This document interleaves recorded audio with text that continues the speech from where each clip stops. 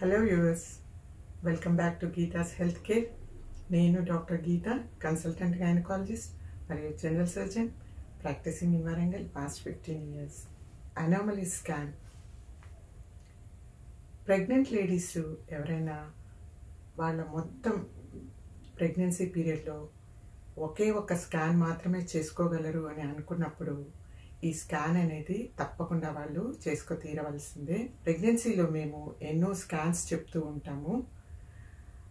ఏ పీరియడ్లో ఆ స్కాన్ అనేది చాలా ఇంపార్టెంట్, కానీ అన్ని స్కాన్లతో కంపేర్ చేస్తే ఈ స్కాన్కి ఫస్ట్ ప్రయారిటీ ఉంటుంది. ఈ స్కాన్ను అనామలీ స్కాన్ అని, 20 weeks స్కాన్ అని, మిడ్ ప్రెగ్నెన్సీ స్కాన్ అని, లెవెల్ 2 స్కాన్ అని, టీఫా స్కాన్ అని, మార్ఫాలజీ స్కాన్ అని, అనాటమీ స్కాన్ అని రకరకాలుగా పిలుస్తూ ఉంటారు. మరి ఈ టీఫా స్కాన్ అనేది ఎందుకు ఇంపార్టెంట్, ఎందుకు మిస్ చేయకుండా ప్రతి ప్రెగ్నెన్సీ ఎందుకు చేసుకోవాలి అనే విషయాల గురించి ఇప్పుడు వివరంగా తెలుసుకుందాము.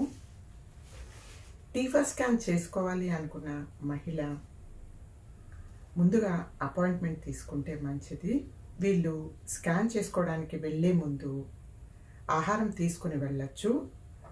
వీళ్ళతో పాటు వాటర్ కూడా క్యారీ చేస్తే మంచిది. వీళ్ళు స్కాన్ సెంటర్కి వెళ్ళినప్పుడు అక్కడ రేడియాలజిస్టు వీళ్ళకు ఈ స్కాన్ అనేది ఎక్కువగా చేస్తూ ఉంటారు. స్కాన్ చేసుకోదలిచిన మహిళ యూరిన్ పాస్ చేయకుండా బ్లాడర్ని పూర్తిగా నింపుకొని స్కాన్కి వెళ్తే మంచిది. బ్లాడర్ ఫుల్గా ఉన్నప్పుడు మనకు చాలా బాగా అవయవాలన్నీ బాగా కనిపిస్తాయి. ఈ అల్ట్రాసోనోగ్రామ్ పొట్ట మీద నుంచి, అంటే అబ్డోమినల్ మీద నుంచిగా చేస్తారు. అబ్డోమిన్ మీద ఈ జెల్ అనేది అప్లై చేస్తూ ఉంటారు. ఈ జెల్ అప్లై చేయడం వల్ల ఈ స్కాన్ అనేది ఇంకా చాలా బాగా కనిపిస్తూ ఉంటుంది. ఈ జెల్ ఎటువంటి ఇరిటేషన్ కలిగించదు. ఈ స్కాన్ చేసుకోవడం వల్ల తల్లికి కానీ గర్భస్థ శిశువుకి కానీ ఎటువంటి ప్రమాదము ఉండదు. ఇది కేవలం సౌండ్ వేవ్స్తో చేస్తారు. ఇలా మూత్రం పోసుకోకుండా వీళ్ళు ఈ స్కాన్కి వెళ్ళినప్పుడు ఈ స్కాన్ చేశాక అవసరం పడితే ట్రాన్స్వెజనల్ స్కాన్ కూడా చేస్తూ ఉంటారు. అప్పుడు వీళ్ళు యూరిన్ పాస్ చేయవలసి ఉంటుంది. ఈ టీఫా స్కాన్ చేయడానికి దాదాపుగా ఒక 30 minutes టైం వరకు పడుతూ ఉంటుంది. కొన్నిసార్లు బిడ్డ బోర్లా పడుకున్నప్పుడు, లేదు తల్లి చాలా లావుగా ఉన్నప్పుడు, కొన్నిసార్లు బేబీ చాలా యాక్టివ్గా మూవ్ అవుతూ ఉంటుంది, మరికొన్నిసార్లు బేబీ చాలా మూమెంట్సే లేకుండా ఉంటుంది. అటువంటి టైంలో ఇంకా ఎక్కువ టైం కూడా పట్టవచ్చు. అటువంటి టైంలో తల్లిని జ్యూసెస్ కానీ లేదు కాసేపు నడవమని కానీ చెప్తూ ఉంటాము. ఆ తర్వాత మళ్ళీ స్కాన్ చేయవలసి ఉంటుంది. ఈ స్కాన్ చేయడానికి కొన్నిసార్లు అనుకున్న దానికన్నా ఎక్కువ టైమే పడుతూ ఉంటుంది. ఈ స్కాన్ అనేది ఎప్పుడు చేస్తారు? యూజువల్గా ఈ టీఫా స్కాన్ అనేది 18 నుంచి 24 వారాల మధ్యలో చేస్తూ ఉంటారు. ఈ టైంలో చేసినప్పుడు ఆర్గానోజెనిసిస్, అంటే శిశువు యొక్క ఆర్గాన్స్ అన్నీ పూర్తిగా ఏర్పడి ఉంటాయి. ఇవి పనిచేసే తీరు కూడా మనకు బాగా కనిపిస్తూ ఉంటుంది. ఈ స్కాన్ అనేది తల దగ్గర నుంచి కాలి వేళ్ల వరకు ప్రతి అవయవాన్ని చాలా నిశితంగా పరిశీలిస్తూ ఉంటారు.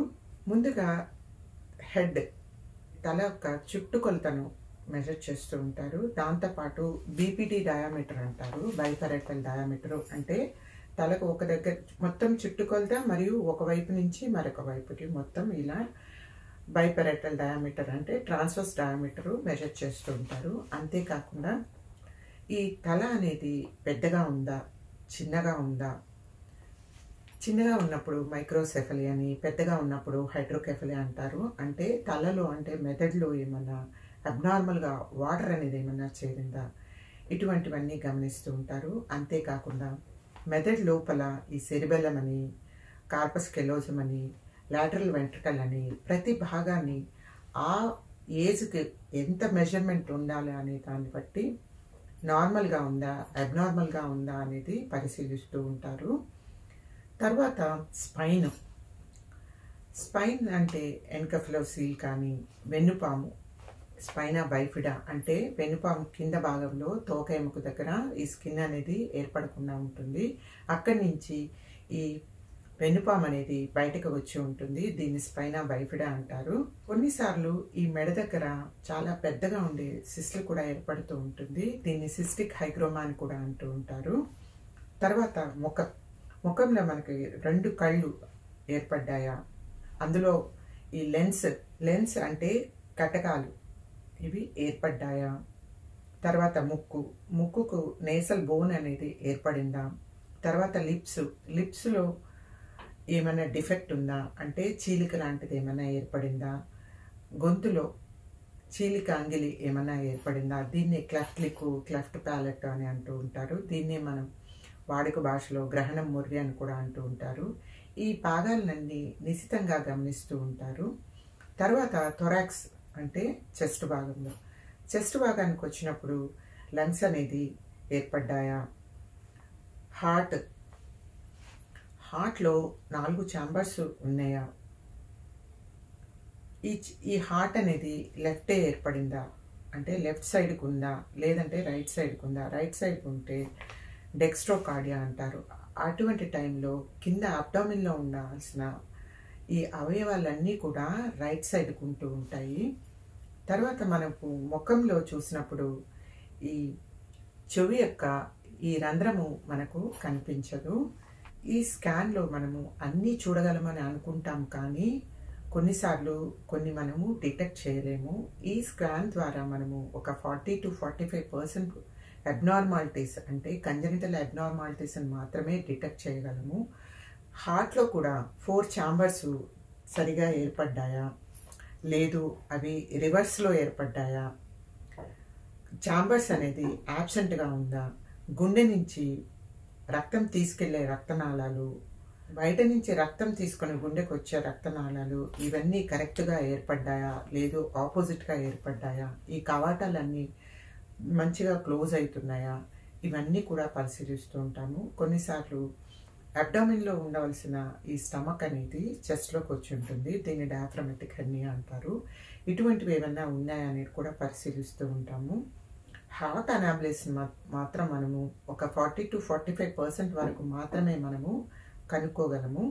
అబ్డామిన్లోకి వచ్చినప్పుడు స్టమక్ బబుల్ చూస్తూ ఉంటాము. తర్వాత లివరు, ప్యాంక్రియాసు ఇవన్నీ కూడా చక్కగా ఏర్పడ్డాయా, వాటి సైజెస్ అవి చూస్తూ ఉంటాము. తర్వాత కిడ్నీలు కరెక్ట్గా 2 కిడ్నీలు ఉండవలసిన ప్లేస్లోనే ఉన్నాయా, లేదు ఒక్కొక్కసారి కిందకి ఏర్పడుతూ ఉంటాయి. దీన్ని పెల్విక్ కిడ్నీ అంటారు. అంటే మూత్రాశయం పక్కలో వస్తూ ఉంటాయి. ఇవి అబ్నార్మల్ పొజిషను. ఈ కిడ్నీలో కూడా ఆ సైజు సరిగ్గా ఉందా, లేదు ఈ మూత్రాశయం కూడా కరెక్ట్గా ఉందా, ఇవన్నీ కూడా చూస్తూ ఉంటాము. అబ్డామినల్ సర్కంఫరెన్స్ అనేది మెజర్ చేస్తూ ఉంటాము. ప్లాజెంటా పొజిషన్ అనేది గర్భాశయంలో పైభాగంలోనే ఉందా అంటే ఫండస్లోనే ఉందా, లేదు గర్భాశయం ముఖద్వారం దగ్గర అంటే లో లయింగ్ ప్లజెంటా అక్కడ ఏమైనా ఏర్పడిందా అనేది చూస్తూ ఉంటాము. తర్వాత ఈ ప్లజెంటాలో గ్రేడ్స్ కూడా ఉన్నాయి. ఈ గ్రేడ్స్ అనేది మనకు సివియారిటీని తెలుపుతూ ఉంటుంది. తర్వాత కాళ్ళు చేతుల్లో ఈ ఎముకలు అనేవి కరెక్ట్గా ఏర్పడ్డాయా, లేదు చేతి వేళ్లల్లో కానీ కాళ్ళు వేళ్లల్లో కానీ ఎక్కువ వేళ్ళు రావడం అంటే 5 కన్నా 6 వేళ్ళు రావడము, ఒక్కొక్కసారి ఇవి కలిసిపోవడము, ఇలాంటివన్నీ కూడా మనం గమనించవచ్చు. తుంటి ఎముక ఈ ఫీమర్ని కూడా మెజర్ చేస్తూ ఉంటాము. అంబిలికల్ కార్డ్ అంటే మాయ నుంచి బిడ్డకు బొడ్డు వరకు వెళ్ళే ఈ బొడ్డు తాడులు, ఇందులో 2 ఆర్టరీలు, ఒక వెయిన్ అనేది కంపల్సరీగా ఉండాలి. కొన్నిసార్లు ఇందులో తేడాలు కూడా ఏర్పడుతూ ఉంటాయి. ఇలా బొడ్డు తాడులో తేడాలు ఏర్పడినప్పుడు కొన్నిసార్లు గుండెకు సంబంధించిన తేడాలు కూడా కనిపిస్తూ ఉంటాయి. తర్వాత ఈ ఫీటస్ చుట్టూ ఉండే ఉమ్ము నీరు నార్మల్గా ఉండవలసిన దానికన్నా తక్కువగా ఉమ్ము నీరు ఉంటే ఆలిగోహైడ్రామ్నియాస్ అని, ఎక్కువగా ఉన్నప్పుడు దాన్ని పాలీహైడ్రామ్నియాస్ అని అంటూ ఉంటాము. పిఎన్టిటి యాక్ట్ ప్రకారము ఫీటస్ యొక్క జెనిటల్ ఆర్గాన్స్ని మనము రివీల్ చేయడానికి ఉండదు, అంటే చెప్పకూడదు. కాబట్టి మీ స్కాన్ రిపోర్ట్లో కూడా జెండర్ గురించి ఎక్కడా మెన్షన్ చేయరు.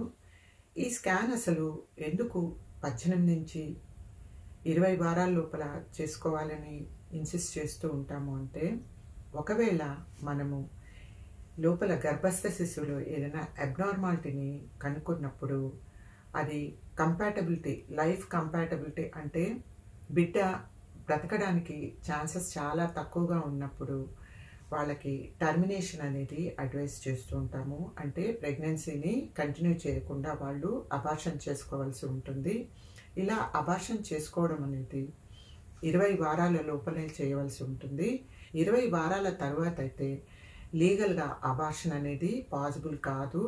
అంతేకాకుండా తల్లికి కూడా ప్రమాదం అంటూ ఉంటుంది. కొత్త ఎంటీపీ యాక్ట్ ప్రకారం, medico legal termination of pregnancy MTP act, ఈ కొత్త రూల్స్ ప్రకారం ఇప్పుడు ఈ టర్మినేషన్ను 24 వారాలకి పెంచారు. 18 నుంచి 20 వారాల లోపల ఈ స్కాన్ చేసుకుని ఇంకేదైనా అబ్నార్మాలిటీస్ అనేది డిటెక్ట్ చేసినప్పుడు ఈ టర్మినేషన్ అనేది తొందరగా చేసుకోవచ్చు. ఈ అనామలస్ స్కాన్ చేసినప్పుడు ఏదైనా లోపల గర్భస్థ శిశువుకి కంజెనిటల్ అబ్నార్మాలిటీస్ని డిటెక్ట్ చేసినప్పుడు ఆ స్త్రీ యొక్క పార్ట్నర్ని లేదు కుటుంబ పెద్దను పిలిచి వాళ్ళతో పాటు గైనకాలజిస్టు, సోనాలజిస్టు అంటే radiologist, fetal medicine expert, paediatric surgeon, paediatrician, genetic expert, liver అనేది సరిగా లేదు, మంచిగా లేదు అని అనిపించినప్పుడు లివర్ స్పెషలిస్ట్ను కూడా పిలుస్తారు.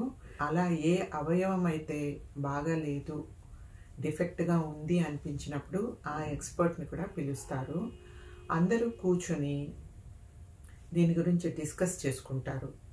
అసలు ఈ ప్రెగ్నెన్సీ కంటిన్యూ చేయడం వల్ల బేబీకి ఏమైనా ఉపయోగం ఉందా, అంటే బేబీ డెలివరీ అయ్యాక బతకడానికి ఛాన్సెస్ ఉందా, బతికినా కూడా క్వాలిటీ ఆఫ్ లైఫ్ అనేది ఎలా ఉంటుంది, వాళ్ళకి ఏమన్నా హ్యాండిక్యాప్డ్ ఏమన్నా అవుతారా, ఇటువంటి ఎన్నో విషయాల గురించి డిస్కస్ చేస్తాము. ఒకవేళ ఇది చిన్న సర్జరీ ద్వారా అంటే ట్రీటబుల్ కాజ్, డెలివరీ తర్వాత సర్జరీ చేయడం వల్ల ఈ డిఫెక్ట్ని ఫుల్ఫిల్ చేయవచ్చు అనిపించినప్పుడు తల్లిదండ్రులకి చెప్పడం జరుగుతుంది.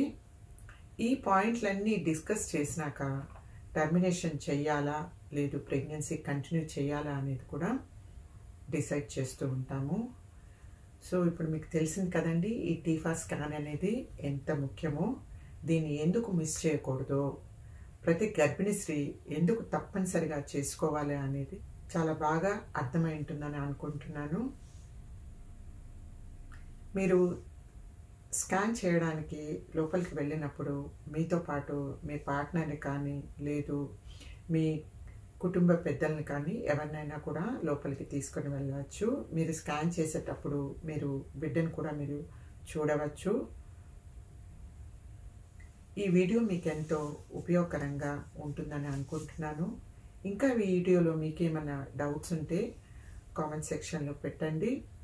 తప్పకుండా సబ్స్క్రైబ్ చేసుకోండి. సబ్స్క్రైబ్ చేసుకోవడం మర్చిపోవద్దు. మీకు ఈ వీడియో నచ్చితే లైక్ చేయండి. Thank you for watching. నమస్తే.